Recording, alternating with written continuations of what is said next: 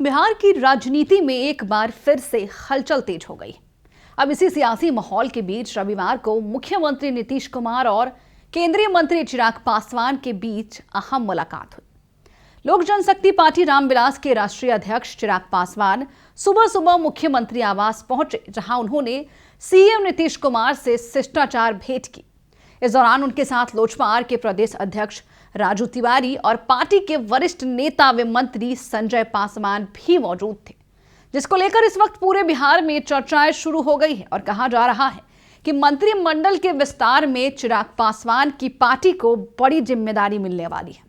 हम आपको सब कुछ बताएंगे विस्तार से और तस्वीरें भी दिखाएंगे कि किस तरीके से नीतीश कुमार से चिराग पासवान मिलते नजर आए। नमस्कार, मैं हूं शालिनी सिंह और आप देख रहे हैं दर्श न्यूज। नए साल की शुरुआत में ये मुलाकात खास मानी जा रही है, क्योंकि वर्ष 2026 की तैयारी, राजनीतिक और संभावित मंत्रिमंडल विस्तार को लेकर चर्चाएं पहले से ही जोर पकड़ चुकी थी। बताया जा रहा है कि नए साल में चिराग पासवान और मुख्यमंत्री नीतीश कुमार के बीच ये पहली औपचारिक मुलाकात थी। इस अवसर पर चिराग पासवान ने मुख्यमंत्री को नववर्ष के साथ साथ भारत रत्न मिलने को लेकर भी शुभकामनाएं दी है। मुलाकात के बाद चिराग पासवान ने अपने सोशल मीडिया पर इन तस्वीरों को साझा करते हुए भावुक पोस्ट किया और कहा है कि उन्होंने पटना में बिहार के मुख्यमंत्री नीतीश कुमार से मिलकर उन्हें नव वर्ष की शुभकामनाएं भी दी और बधाई दी।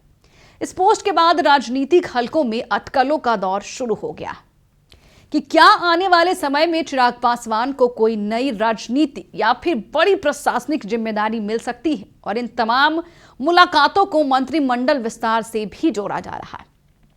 दरअसल खरमास समाप्त होने के बाद बिहार में मंत्रिमंडल विस्तार की संभावना जताई जा रही है। सूत्रों के अनुसार नीतीश कुमार की कैबिनेट में फिलहाल 26 मंत्री हैं और इसमें लगभग 10 नए मंत्रियों को शामिल किया जा सकता है।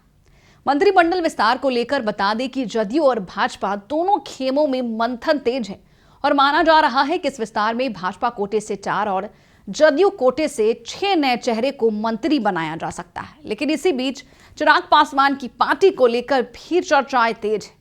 सहयोगी दलों की प्रतिनिधियों के पहले ही बता दें कि मंत्रिमंडल में स्थान मिल चुका है। इसी बीच बिहार और पश्चिम बंगाल से जुड़ा भी एक पुराना मामला फिर से चर्चा में आ गया है। बता दें कि बिहार की राजनीति एक बार फिर से बदलाव के दौर से गुजर रही है। मंत्रिमंडल विस्तार की चर्चाओं के साथ साथ मुख्यमंत्री नीतीश कुमार को भारत रत्न देने की मांग भी जोर पकड़ रही है। जदयू के वरिष्ठ नेता केसी त्यागी ने प्रधानमंत्री नरेंद्र मोदी को पत्र लिखकर नीतीश कुमार को देश के सर्वोच्च नागरिक सम्मान यानी कि भारत रत्न से सम्मानित करने की अपील की है। इस मांग को लेकर चिराग पासवान ने भी पहले समर्थन जताया था।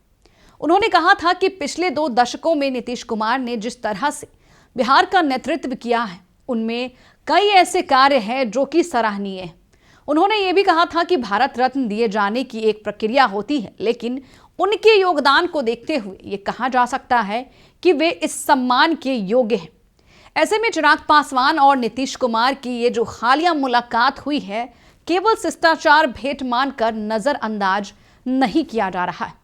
आपको बता दें कि ये जो मुलाकात हुई है, इसको लेकर राजनीतिक विश्लेषकों का मानना है कि आने वाले दिनों में बिहार की राजनीति में बड़े फैसले हो सकते हैं, जिनमें मंत्रिमंडल विस्तार को लेकर सत्ता समीकरणों तक कई अहम पहलू शामिल होंगे। लेकिन आपको बता दें कि बिहार में एक तरफ जहां मुख्यमंत्री नीतीश कुमार को भारत रत्न देने की बात उठी, तो दूसरी ओर तेज प्रताप यादव के साथ साथ तमाम आरजेडी नेताओं ने लालू प्रसाद यादव को भी भारत रत्न देने को लेकर मांग उठा दी है। एक तरफ नीतीश कुमार को उनके समर्थक एनडीए के तमाम नेता भारत रत्न के लिए आगे बढ़ा रहे हैं, तो दूसरी ओर अब आरजेडी के तमाम नेता भी इस सम्मान को लेकर लालू प्रसाद यादव का नाम ले रहे हैं। फिलहाल के लिए इस खबर में इतना ही। आपकी क्या राय है, हमें कमेंट बॉक्स में लिखकर जरूर बताएं।